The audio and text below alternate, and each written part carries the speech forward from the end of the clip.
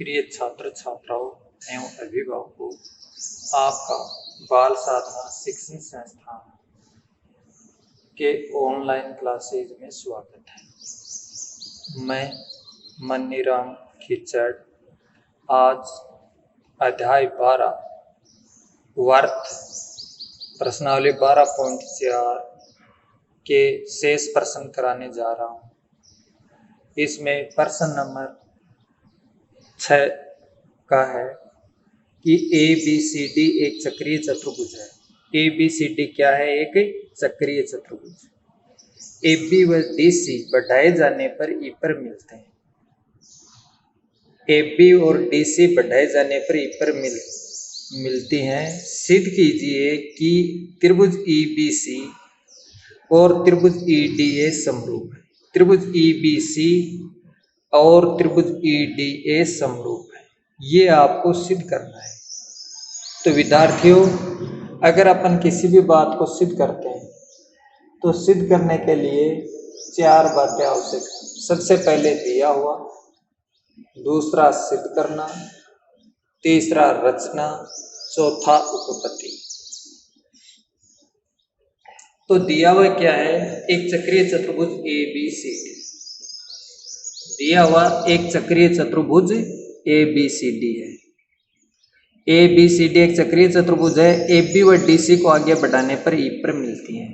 AB भुजा AB और DC को आगे बढ़ाने पर किस पर मिलती हैं? E पर मिलती है। सिद्ध करना है कि त्रिभुज EBC समरूप त्रिभुज EDA।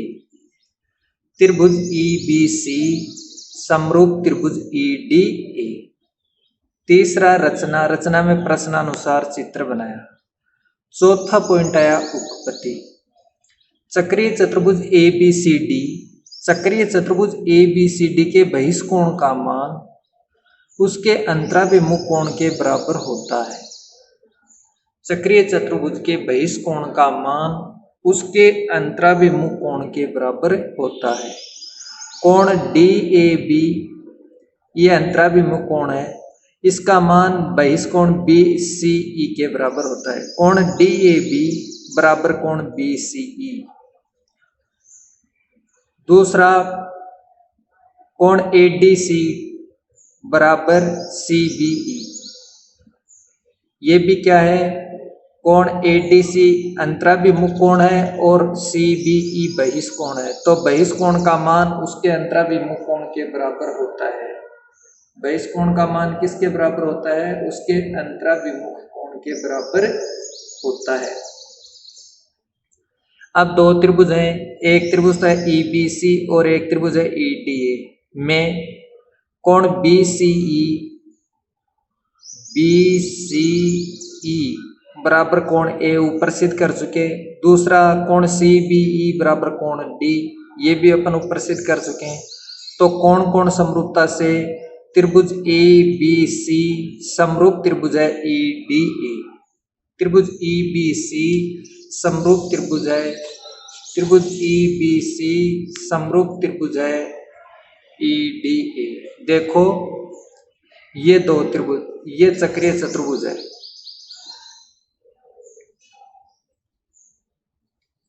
ये वर्त है और ये वर्त में चक्रीय चतुर्भुज है ABCD। ABCD। अब चक्रीय चतुर्भुज की भुजा AB और AC को आगे बढ़ाने पर E पर मिलते हैं। किस पर मिलते हैं? E पर। ABCD चक्रीय चतुर्भुज है। इसकी भुजा AB व CD को आगे बढ़ाने पर, AB व DC को आगे बढ़ाने पर E पर मिलती हैं। अब सिद्ध करना है कि त्रिभुज, एक तो त्रिभुज है EDA और एक त्रिभुज है EBC, ये समरूप सिद्ध करना है कि त्रिभुज EDA समरूप त्रिभुज है EBC। त्रिभुज ABC समरूप त्रिभुज है EBC। तो समरूप सिद्ध करने के लिए आपको दो बातें समान सिद्ध करनी होती है। किसी भी त्रिभुज की अगर दो बातें समान है दोनों त्रिभुजों में तो वो दोनों त्रिभुज होते हैं। तो त्रिभुज EDA और त्रिभुज ECB EBC में कि ABCD एक चक्रीय चतुर्भुज है और उसकी एक भुजा को बढ़ाया जाए तो उसके बहिष्कोण का मान उसके अंतराभिमुख कोण के बराबर होता है। तो ये इसका बहिष्कोण है और ये इसका अंतराभिमुख कोण है। बहिष्कोण का मान उसके अंतराभिमुख कोण के बराबर होता है। ये अंतराभिमुख कोण है और ये इसका बहिष्कोण है। इसका मान इसके बराबर होता है कि कोण EDA बराबर कोण EDA अंतराभिमुख कोण EDA बराबर क्या होगा EBC। ये कोण इसके बराबर हो गया। दूसरा कोण EA कोण ADAB ये कोण किसके बराबर होगा, ये अंतराभिमुख कोण है और ये ECB या BCE ये बहिष्कोण है। अब त्रिभुज EDA और त्रिभुज EBC में कोण D बराबर, कोण D का मान किसके बराबर आया, कोण EBC के। दूसरा क्यों आया, क्योंकि हम ऊपर सिद्ध कर चुके हैं कि किसी भी चक्रीय चतुर्भुज के बहिष्कोण का मान उसके अंतराभिमुख कोण के बराबर होता है। दूसरी बात कि कोण एक का मान किसके बराबर होगा, C के बराबर। क्यों, क्योंकि ये भी कौन से कोण है, बहिष्कोण का मान अंतराभिमुख कोण के बराबर होता है। इसलिए कोण कोण समरूपता से त्रिभुज EDA समरूप त्रिभुज है EBC और यही आपको सिद्ध करना था। तो सबसे पहले हमने लिखा दिया हुआ क्या है, एक वर्त दिया हुआ ABCD एक चक्रीय चतुर्भुज है। AB व DC को आगे बढ़ाने पर E पर मिलती है। ये तो दिया हुआ है ABCD एक चक्रीय चतुर्भुज है, इसकी भुजा AB व DC को आगे बढ़ाने पर E पर मिलती है। सिद्ध करना है कि त्रिभुज EBC समरूप त्रिभुज EDA। तीसरा रचना प्रश्नानुसार चित्र बनाया। चौथा पॉइंट है उपपत्ति। चक्रीय चतुर्भुज ABCD के बहिष्कोण का मान उसके अंतराभिमुख कोण के बराबर होता है। तो अंतराभिमुख कोण है DAB और बहिष्कोण है BCE के बराबर है। कोण D का मान कोण CBE के बराबर है। कोण D बराबर CBE। तो त्रिभुज EBC व त्रिभुज EDA में कोण BCE बराबर कोण A ऊपर सिद्ध कर चुके हैं। CBE बराबर कोण D ये भी ऊपर सिद्ध कर चुके हैं। कोण कोण समरूपता से त्रिभुज EBC समरूप त्रिभुज है EDA। त्रिभुज EBC समरूप त्रिभुज है EDA। अब दूसरा है बहुत इंपॉर्टेंट कि एक चक्रीय चतुर्भुज सिद्ध कीजिए कि एक चक्रीय चतुर्भुज के कोणों के समद्विभाजकों द्वारा बनाया गया चतुर्भुज भी चक्रीय चतुर्भुज होता है। चक्रीय चतुर्भुज के समद्विभाजकों, कोणों के समद्विभाजकों द्वारा बनाया गया चतुर्भुज भी चक्रीय चतुर्भुज होता है। यह आपको सिद्ध करना है।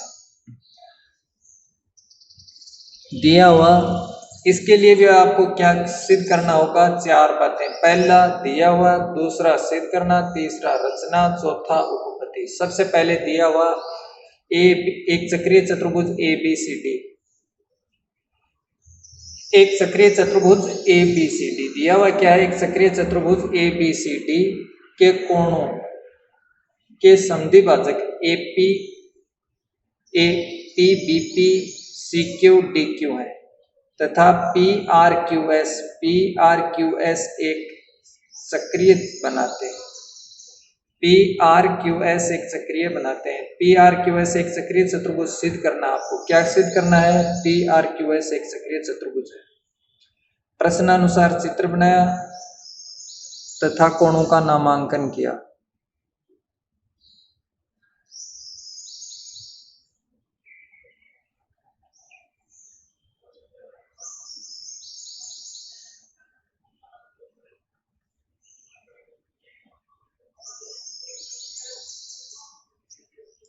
प्रश्नानुसार चित्र बनाए तथा कोणों का नामांकन किया। ए को 1, बी को 2, सी को 3, डी को 4, इस प्रकार से। उपपत्ति ए बी सी डी एक चक्रीय चतुर्भुज है, इसके समूह कोणों का योग 180 डिग्री होता है। ये अपन जानते हैं कि ए बी सी डी एक चक्रीय चतुर्भुज है और चक्रीय चतुर्भुज के समूह कोणों का योग 180 डिग्री होता है। कोण ए प्लस सी बराबर 180 डिग्री। कोण ए प्लस कोण सी बराबर 180। सी ए बटा 2, सब में 2 का भाग दे दिया। ए बटा 2 प्लस सी कोण ए बटा 2 प्लस कोण सी बटा 2 बराबर 180 बटा 2, या कोण 1 प्लस कोण 3 बराबर 90।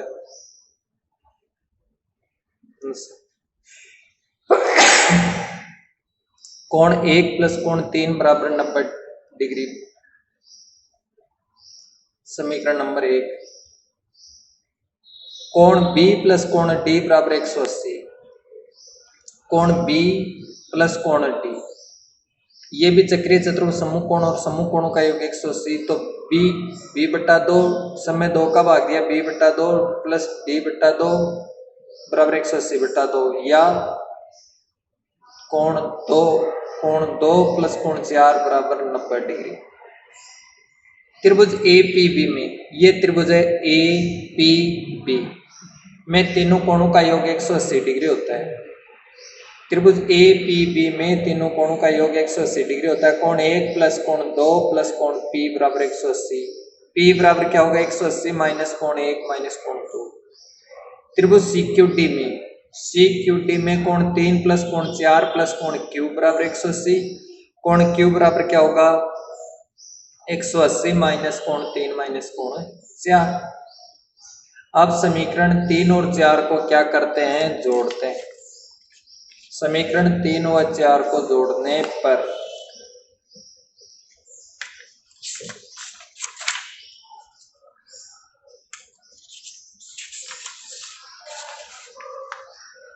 समीकरण 3 व 4 को जोड़ने पर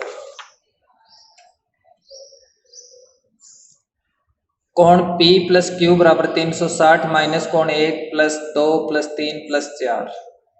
अब कोण 1 प्लस कोण 2 प्लस कोण 3 प्लस कोण 4। अब समीकरण 1 और 2 से मान रखते हैं। कोण 1 और 3 का मान 90 डिग्री के बराबर है और 2 और 4 का मान भी 90 डिग्री है। तो 1 और 3 की जगह 90, 2 और 4 की जगह 90। तो कोण P प्लस क्यू बराबर 360 माइनस 180। तो कोण P प्लस क्यू बराबर 180। चक्रीय चतुर्भुज PRQS, चतुर्भुज PRQS के समूह कोण समपूरक हैं। अतः PRQS एक चक्रीय चतुर्भुज है। अतः PRQS एक चक्रीय चतुर्भुज है। दोबारा देखो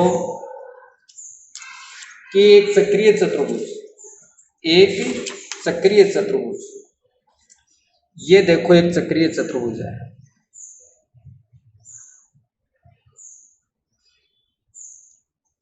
वह चतुर्भुज जिसके चारों शीर्षवर्त की परिधि पर टिके होते क्या कहलाता है? चक्रीय चतुर्भुज। ABCD एक चक्रीय चतुर्भुज है। इसके बाद में ये कहता है चक्रीय चतुर्भुज के कोणों के समद्विभाजक। इस कोण का समद्विभाजक ये है, ए कोण का समद्विभाजक ये बी कोण का समद्विभाजक है। इसी प्रकार से ये सी और डी कोण का समद्विभाजक है।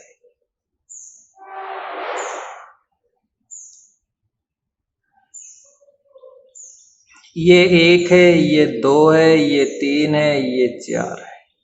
तो सबसे पहले हमने ये पढ़ा कि चक्रीय चतुर्भुज क्या होता है। तो चक्रीय चतुर्भुज जिसकी चारों शीर्षवर्त की परिधि पर टिके होते हैं वह चतुर्भुज चक्रीय चतुर्भुज होता है। चक्रीय चतुर्भुज के कोणों, चक्रीय चतुर्भुज में 4 कोण है, ए कोण, बी कोण, सी कोण, डी कोण के समद्विभाजक। कोण ए का समद्विभाजक AP, बी का समद्विभाजक BP, सी का समद्विभाजक CQ, डी का कोण डी का समद्विभाजक DQ है।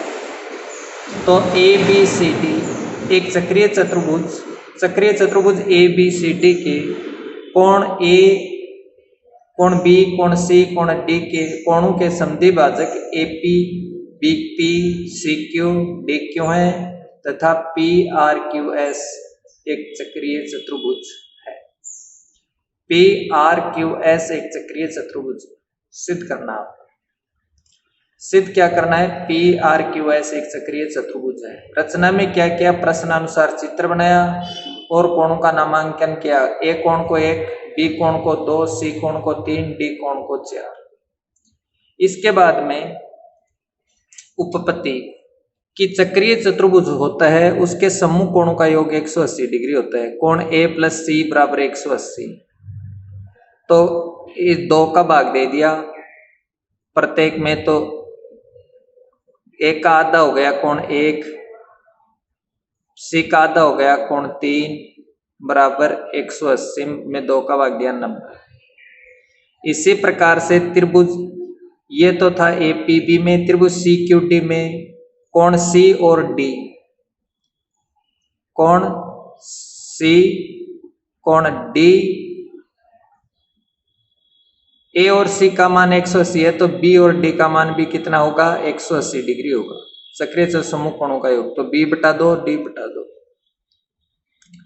तो ये होगा कोण 2 प्लस कोण 4 बराबर 90 डिग्री। अब त्रिभुज एपीबी में तीनों कोणों का मान कितना होता है? 180, तो कोण 1 प्लस कोण 2 प्लस कोण पी बराबर 180 और कोण P बराबर क्या होगा? 180 माइनस कोण 1 माइनस कोण 2, ये दूसरा ये तीसरा। अब त्रिभुज CQD में कोण 3 प्लस कोण 4 प्लस कोण Q बराबर 180। ठीक इसी प्रकार से Q बराबर क्या आया? 180 माइनस कोण 3 माइनस कोण 4, ये 4। समीकरण 3 और 4 को जोड़ने पर तो जोड़ दिया तो कोण P प्लस कोण Q। कोण 3 और 4 को जोड़ते हैं तो कोण P और कोण Q को जोड़ दिया तो कोण P प्लस Q बराबर 180 180 360 माइनस कोण 3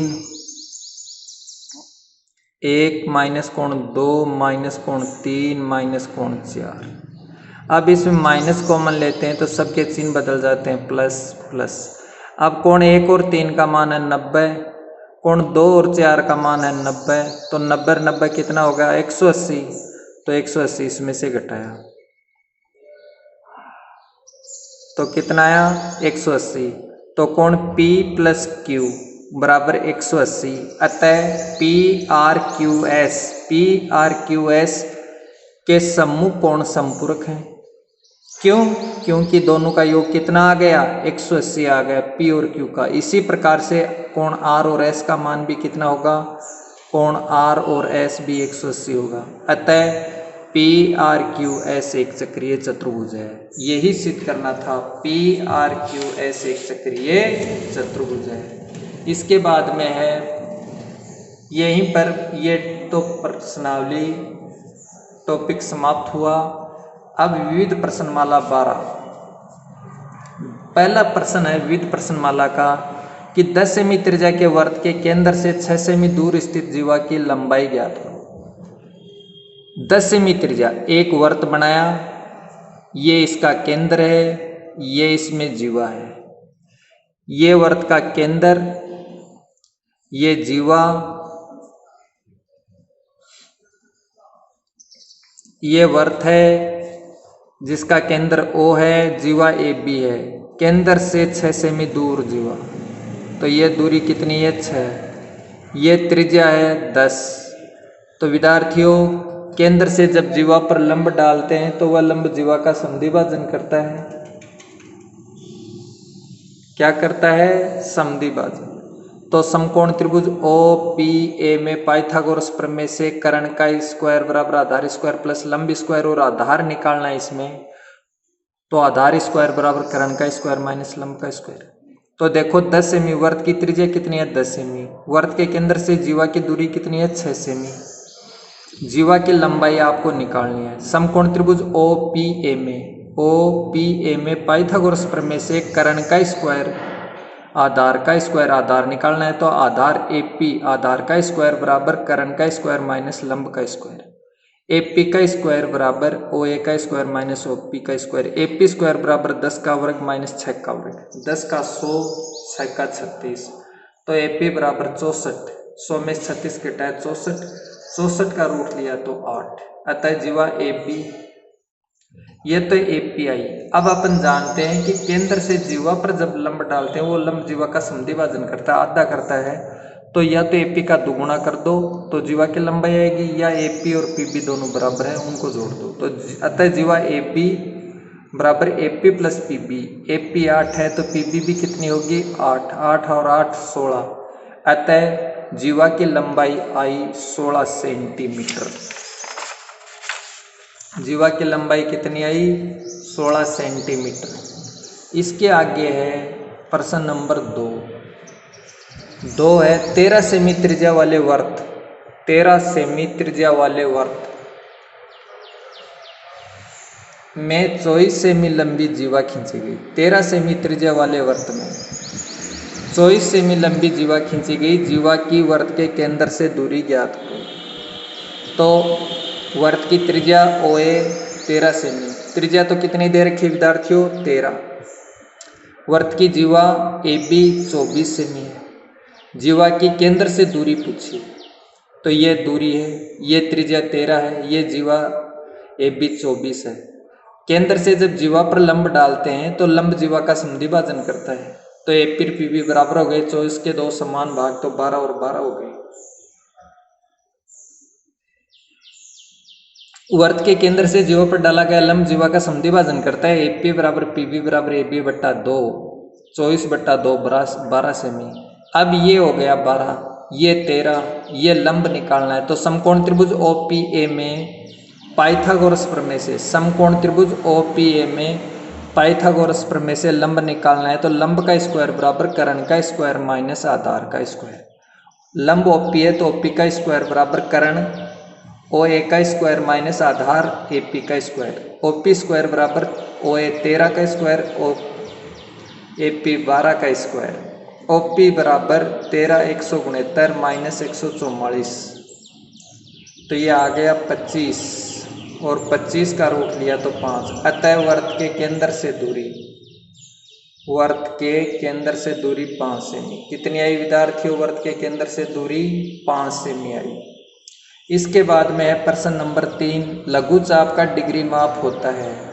विद्यार्थियों चाप मैंने बताए थे, चाप किसे कहते हैं, वर्त की परिधि पर स्थित, वर्त की परिधि पर स्थित किन्हीं दो बिंदुओं के बीच की दूरी को चाप कहते हैं। ये वर्त है, ये इसकी परिधि है, इस पर ये दो बिंदु हैं A और B, इनके बीच की दूरी क्या कहलाती है, चाप कहलाती है। चाप दो प्रकार के होते हैं, एक तो लघु चाप और एक दीर्घ चाप। एक लघु चाप और एक दीर्घ चाप। 180 डिग्री से कम का होता है वो माप का होता है, वह तो होता है लघु चाप। 180 डिग्री से कम माप का होता है वो क्या कहलाता है, लघु चाप। दीर्घ चाप जो 180 डिग्री से अधिक होता है, ये चाप है लघु चाप। तो ये तो 180 डिग्री से कम का हो गया, और ये दीर्घ चाप है, ये 180 डिग्री से अधिक हो गया तो दीर्घ चाप हो गया। अब इसमें आपको ये पूछा है कि लघु चाप कौन सा होता है। लघु चाप वो होता है जिसका डिग्री माप 180 डिग्री से कम होता है, और दीर्घ चाप वो होता है जिसका डिग्री माप 180 डिग्री से अधिक होता है। एक वर्त में केंद्र से समान दूरी पर, ये वर्त है और वर्त में ये दो समान जीवाएं केंद्र से, ये भी 3 है और ये भी 3 है। तो आप जानते हैं कि केंद्र से केंद्र से अगर दूरियां बराबर हैं तो जीवाओं की लंबाई भी क्या होती है, समान होती है। तो वर्त में केंद्र से समान दूरी पर है ये जीवा, तो जीवाओं में क्या संबंध होगा, जीवा आपस में बराबर होगी। क्या हो संबंध होगा, जीवाएं आपस में बराबर होगी। इसी के साथ आज का ये टॉपिक यहीं पर समाप्त होता है। विद्यार्थियों ज़्यादा से ज़्यादा इस वीडियो को आप ग्रहण करना और अपने विद्यार्थी मित्रों को शेयर करना। उम्मीद है कि आपको ये वीडियो पसंद आया होगा। अगर किसी विद्यार्थी की कोई समस्या है तो वह कमेंट बॉक्स में कमेंट करें। घर पर रहें, सुरक्षित रहें और अधिक से अधिक लगन से तैयारी करें। जय हिंद, जय भारत।